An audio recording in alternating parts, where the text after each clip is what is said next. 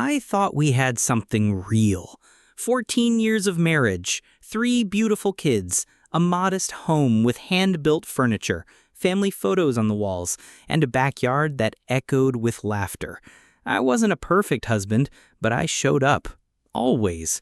School pickups, late-night fevers, homework crises, bedtime stories. I was there for it all. But something changed. Subtle at first. Her laughter faded. Her eyes were always somewhere else. She clung to her phone like it was life support, always tilted away from me, dimmed notifications, sudden silences when I walked into the room. I wanted to believe it was stress, maybe a rough patch. Then the stories started to wobble. Working late, out with a friend, girls' weekend. I wanted to trust her. I needed to trust her. But a gnawing voice in my gut told me something wasn't right. So one night, when she was at a client dinner, I logged into our shared bank account.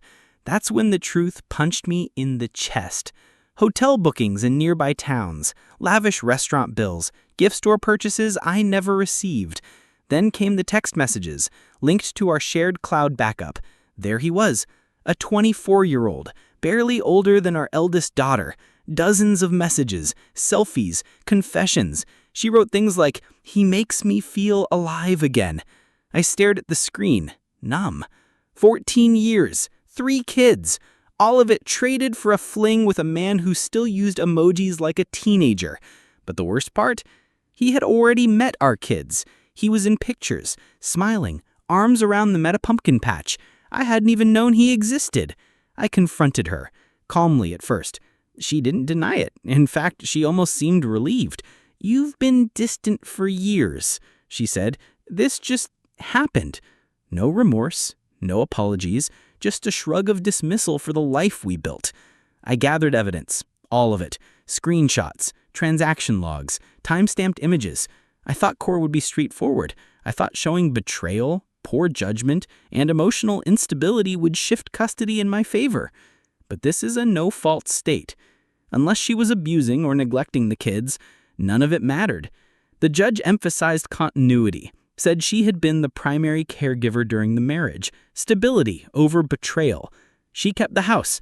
The kids stayed with her. I was granted visitation every other weekend and a Wednesday night if she didn't cancel. I moved into a small one-bedroom apartment.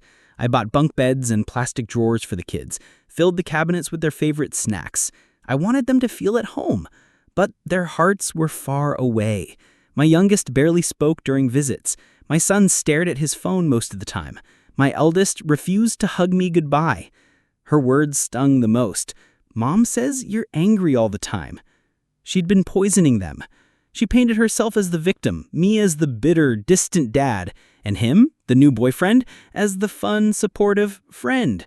The guy who played video games with them, bought them sneakers, and showed up to school events holding her mother's hand. I could have broken down, screamed, given up. Instead, I chose consistency. I made each visit a sacred ritual. Pancakes on Saturday morning, Nerf battles in the backyard, movie marathons with too much popcorn. I never spoke badly about their mom. I just kept showing up. I told them, "I love you. I'll always be here."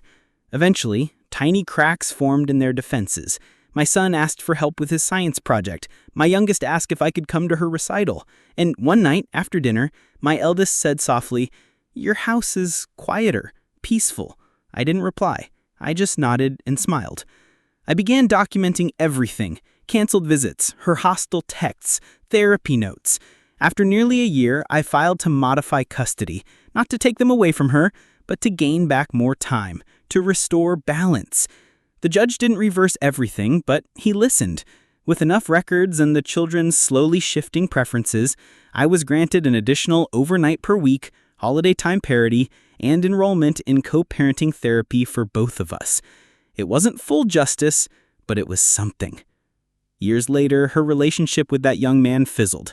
He moved on. She tried replacing him too. But me? I was still here. Still dad. Still the guy who showed up week after week, no matter how tired or heartbroken I felt. I don't hate her anymore. I pity her. I grieve for what we could have been. But I don't carry that grief like a weight. I turned it into presence, into strength, into quiet moments when my daughter texts me from school, "Love you, Dad." Because in the end, she tried to erase me, but I never left.